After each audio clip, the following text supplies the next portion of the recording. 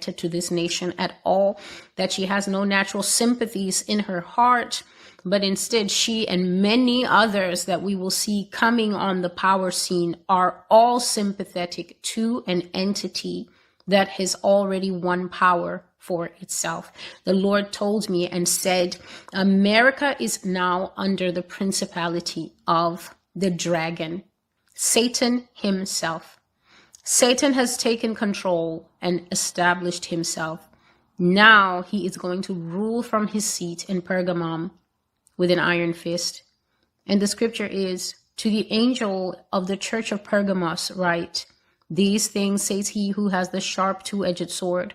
I know your works and where you dwell, where Satan's throne is. This is Revelation 2, verses 12 to 13. And if you go to Revelation 2 and just read the bigger chunk, you will see that the church in Pergamum was guilty of false prophecy. It was guilty of false teaching, leading people. It says that they were guilty of the doctrines of Balaam, and Balaam was a very powerful false prophet in the Bible. Balaam was not operating by God's Spirit. He was only tolerated by the Lord. It also says in that passage that that church tolerated the doctrine of the Nicolaitans, whatever that may be, but this was a fallen church. And the signpost of this church is that it was seated at Pergamos, and Pergamon or Pergamum in the Bible and in historical times was referred to as the seat of Satan. As God opening up these things to me, before I slept, I began to see a terrible dragon, a massive dragon flying over America. And this dragon was roaring. So it was roaring, but you must understand that these creatures of old, just because the sounds they make sound to us like sounds, it doesn't mean that it's not language. What this dragon was roaring over America was victory. Capital letters, bold and underlined, victory. And this thing was crowing in exaltation. It was flying so low over the buildings. It was flying so low over the nation with this roaring, triumphant cry, victory, victory. And as it darted here and there, it looked red and black. The skin of the dragon looked like those two-tone sequins whereby, depending on the angle you look, a dress can be red. You look again, the dress is black. That's how the skin, it was black and then red, like that. And then the Lord carried on and he spoke about this man called Pol Pot. I have said it in recent prophecies that God said, what Pol Pot did in Cambodia, it is going to happen here in America. God said, Pol Pot was a man who killed people en masse in his own country. That is how it will be in America. War and dictatorship will kill people in great numbers. And in this way, America will be repaid for the wars and brutal terrorism she has visited upon others. As their children died, yours will die. As their mothers wailed, yours will wail. This is the just punishment of the Lord to the land of the serpent, America the Great, United States by name. So I already mentioned in a previous prophecy, at the end of the prophecy, God took the time to mention this place, Guantanamo Bay. He was saying that the amount of blood that has soaked into the soil of America because of what America has done at Guantanamo Bay, this thing called rendition. You go to other people's country, you snatch them up, you put them in planes because you know international law, and once you have them up in the plane, then they're sort of in a no man's land. They don't belong to anyone. Then you sneak them here, you take them to Guantanamo and you torture them. God was saying in detail, I've never been to Guantanamo Bay, but God was saying in detail that those people in Guantanamo Bay, they weep, they cry. And he repeated their statements. I do not know what you are asking about. I do not know anything about American politics.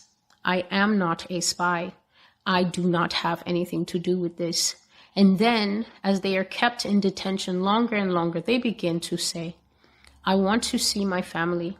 I want to see my wife before I die. They will say these things and say these things, and America will mock and scoff and torture those people at that place until God says, finally, these men die alone with such untapped wells of bitterness in their hearts. And then they are disposed of, and their families never see them again. And he said that when Russia comes, Russia will take lawyers and accountants and people who work at Chick-fil-A and normal industries in America and tell them, you are a terrorist, you are a spy. And the Lord repeated the words of those people and said, they will say, I do not hate Russia. I am not a terrorist. I am not a spy. I do not know anything about Russian politics. And he said that just the way the blood of the innocent soaks into America at Guantanamo Bay, this the Russians will do. And so he says that having war in the country, dictatorship rising that will take away many people, America will pay the sharp price for all the people she took away domestically and internationally. And that is his punishment on America the Great. Notice that outside of the Romans, no other country that I know of calls itself the Great. And in the Bible, there's only one person who carries that name. There's only one entity, and that is Mystery Babylon, or Babylon the Great.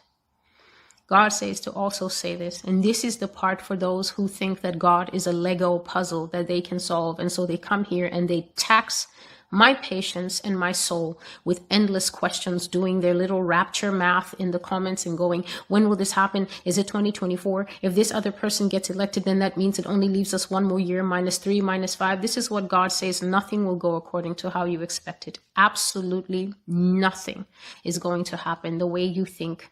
All of your predictive programming and all of your presumption. Presumption means thinking that you actually can figure out the ways of God and you can think in your mind what he's going to do and just work through these prophecies neatly and then come up with a date that suits you, whether it's early for the rapture crowd or late for the doomsday crowd.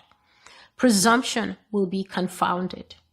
You will see events happening out of place and out of turn until you are emotionally exhausted.